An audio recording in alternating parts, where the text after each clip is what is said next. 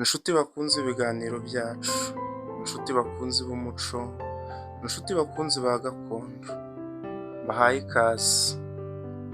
ikaze cyane ngo tuganire ariko kandi twiyungura ubumenyi mu rurimi rwacu rw'Ikinyarwanda. Uyu munsi munkundire tuganire ku indamukanyo mu rurimi rwacu rw'Ikinyarwanda. Ururimi rw'Ikinyarwanda kimwe n'izindi ndimi rugira umwihariko mu mivugire. Ururimi ruragutse ariko kandi rurikwije. Uyu munsi ndagira ngo turebere hamwe indamukanyo zishingiye ku muco wacu, ururimi rwacu ndetse n'igihe runaka cy'indamukanyo. Mu masaha ya mu gitondo Abanyarwanda bararamukanya, aho uramukanya agira ati waramutse, mwaramutse, waramutseho, cyangwa se ati waramutse ute. Naho usubiza agira ati mwaramutse, mwaramutseho namwe, cyangwa ati naramutse amahoro. Uramukanya kandi agira ati bwakeye, bwakeye bute, ati mwabonye bucya, bagasubiza bati yego bwakeye, cyangwa bati bwakeye neza. Ati ese mwabonye Imana ikingura, usubiza ati yego. Mu masaha y'amanywa na nijoro baramukanya bagira bati mwiriwe, mwiriweho, bagasubiza bati mwiriwe, mwiriweho namwe, cyangwa bati yego twiriwe. Iyo abantu badaherukanye baramukanya n'ubwuzu bwinshi bagira bati muraho, muraho neza,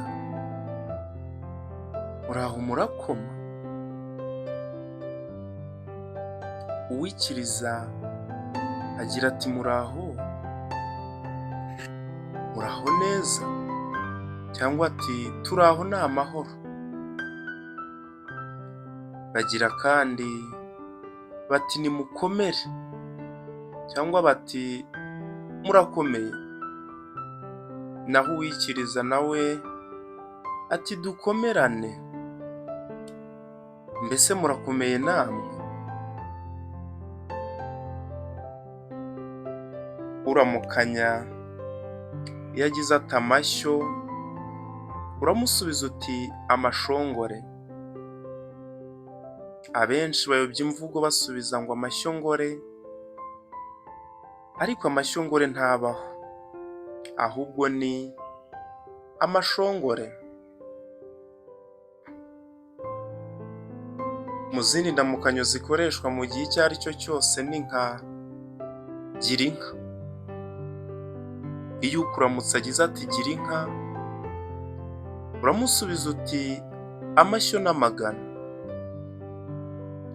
Akongera ati gira amata, nawe uti ahore ku ruhimbi.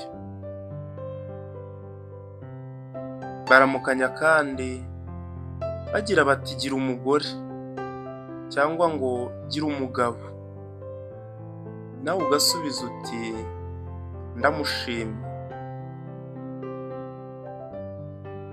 Bagira kandi bati gira abana, nawe ugasubiza uti hungu na kobwa. Mu gusezeranaho kandi, iyo usezera inshuti, umuryango cyangwa abavandimwe, ugira uti urabeho, maze agasubiza bati yego, uti usigare amahoro cyangwa se uti musigare amahoro, nabo bati mugende ayandi. Iyo ubwiye umuntu uti ugende amahoro, nawe aragusubiza ati yego, musigare ayandi, ubane n'Imana cyangwa se uhorane Imana. Bati yego muhorane Imana. Mu gihe cy'umugoroba ndetse na nijoro, usezera agira ati uramuke cyangwa se ati muramuke, agira ati urarare cyangwa se ijoro rihire, cyangwa ati ijoro ryiza, naho usubiza ati ijoro ryiza nawe cyangwa se ijoro ryiza namwe. Agira kandi ati urare aharyana, uwikiriza agira ati ahataryana harara umwanzi. Inshuti bakunze ibiganiro byacu, ndabashimiye. Inkunga yanyu ni ugusangiza ibiganiro byacu ndetse mukabikundisha abakiri bato, nk'intego twihaye yo kwigisha umuco no kuwukundisha abato. Nari nkubita idatinya rudakangwa n'iminega, ndi ruhamba na cyuma rwa mugomwa ndi mugara we. Muhorane Imana, muhorane u Rwanda, muhorane Abanyarwanda.